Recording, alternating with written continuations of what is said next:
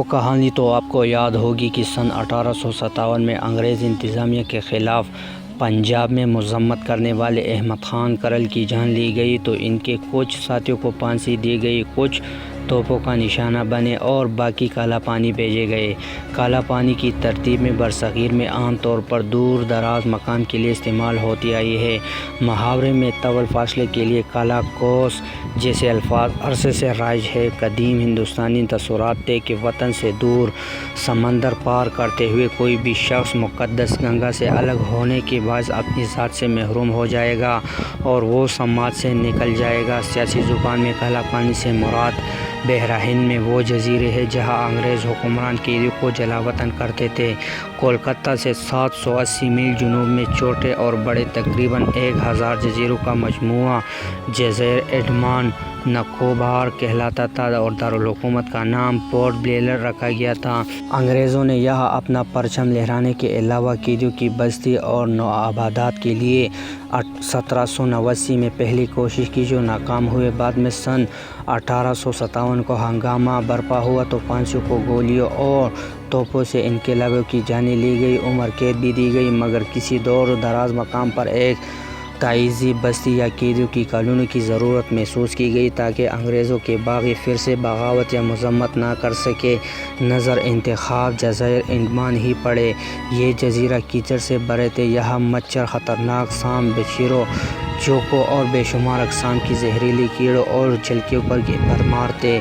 فوجی ڈائریکٹر اور آگرہ جیل کی وارڈن GPO اور جیلر ڈیوٹی بیری کی نگرانی میں باغیوں کو لے کر پہلا قافلہ 10 مارچ 1858 کو ایک چھوٹے جنگی جہاز میں وہاں پہنچا کر کرل کے ساتھی ممکنہ طور پر اسی جہاز میں لے گئے ہوں گے۔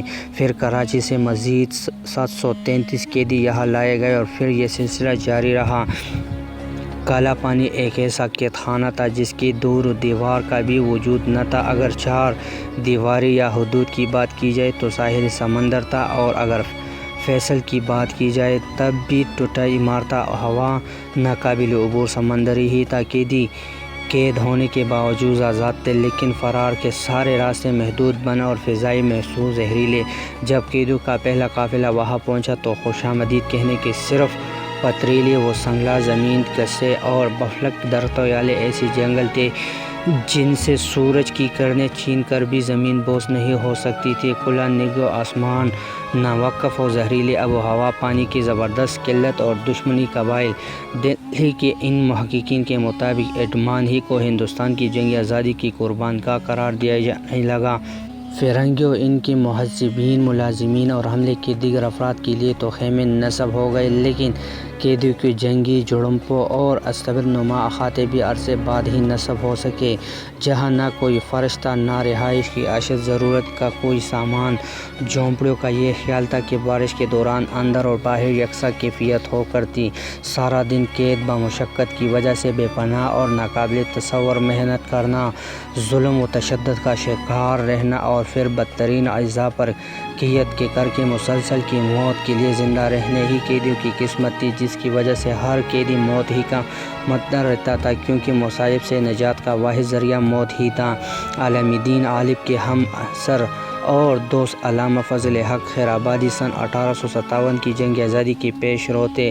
لکھاری ثاقب سلیم کے مطابق انہوں نے انگریزوں کے خلاف جامع مسجد دلی میں جہاد کا فتویٰ دیا۔ خیر آباد کو 4 مارچ سن 1859 کو قتل پر اکسانے اور بغاوت کے الزام میں بطور شاہی قیدی تک زندگی قید بعبور دریائے شور، کالا پانی اور تمام جائیداد کی ضبط کی سزا سنائی گئی۔ خیر آبادی نے اپنی کتاب الصورہ الدنیا پر قید کا احوال لکھا۔ گھنے جنگل میں زنجیروں میں جکڑے قیدیوں کی جزائر راس، ہولاک اور چتم پر مشقت کا حکم دیا گیا۔ خیر آبادی جزیرے کے جنگلات کی صفائی کی مشقت خیر آبادی اور ان کے ساتھیوں کو کرنا ہوتی تھی۔ رات میں ان خیر آباد علاقوں میں بھی زنجیروں میں قید کر کے رکھا جاتا تھا۔ خیر آباد کہتے ہیں کہ اپنی آنکھوں سے دوسرے قیدیوں کو بیمار ہوتے ہوئے بھی بیڑیاں پہنے اور زنجیروں سے کھینچے جاتے تھے۔ ایک سخت، تیز اور غلیظ انسان تکلیفوں پر تکلیفیں پہنچاتا اور بھوک پیاس پر بھی رحم نہ کرتا۔ صبح و شام اس طرح بسر ہوتی تھی کہ تمام بدن زخمیوں سے جلنی بن چکے ہیں۔ روح کی تحلیل کر دینے والے درد اور تکلیف کے ساتھ زخموں میں اضافہ ہوتا رہتا ہے۔ وہ وقت دور نہیں جب یہ پانسیاں مجھے ہلاکت کے قریب پہنچا دے۔ فضل حق خیرآبادی نے ایڈمان میں وفات پائی اور وہاں دفن ہوئے۔ جعفر تانسری ریاست ہریانہ کے علاقے تانسرا سے طے پہلے سزائے موت اور پہلا کالی پانی کی سزا ہوئی۔ اپنی کتاب کالا پانی المعروف تواریخین عجیب میں 11 جنوری سن 1866 کو جزائر ایڈمان کے ساحل پر پہنچنے کا منظر یوں بتاتے ہیں: دور سے سمندر کے کنارے کالے پتھر ایسے معلوم ہوتے تھے جیسے بھینسوں کے جھنڈ پانی میں پھر رہے ہیں۔ تب وہ علاقہ نسبتاً صاف ہو چکا تھا۔ قیدی جنگلات کی صفائی کے ساتھ ساتھ نئے درخت بھی لگا رہے تھے۔ اس سے پہلے انگریز انتظامیہ نے خواتین قیدیوں کو بھی وہاں بھیجنا شروع کیا۔ حبیب منظر اور اشفاق علی کی تحقیق ہے کہ ابتدائی دور میں برطانوی انتظامیہ شادی اور پھر بچوں کی پیدائش کو قیدیوں کی بحالی اور سدھار کا ایک ذریعہ سمجھتے تھے۔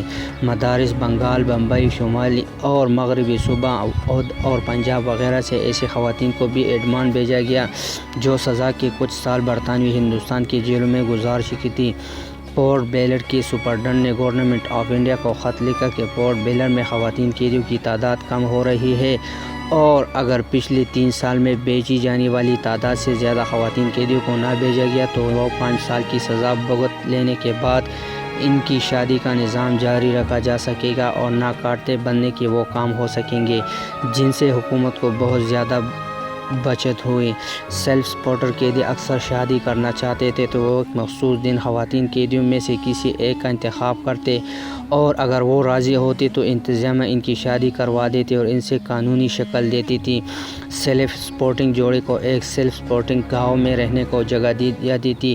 تاہم خواتین قیدیوں کو ایڈمان بھجوانے کا سلسلہ چند برس ہی چل سکا۔ سن 1897 میں 2447 سیلف سپورٹر میں 363 خواتین تھی۔ بیماری اور موت کی شرح خواتین میں بھی زیادہ تھی۔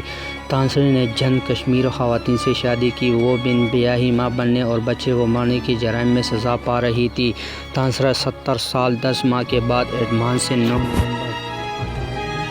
ہندوستان روانہ ہوئے۔ وہ تب وہی تھے جب سن 1872 میں پورٹ بلیئر کے دورے کے دوران وائسرائے آف انڈیا لارڈ میکو کے ایک قیدی نے قتل کر دیا تھا۔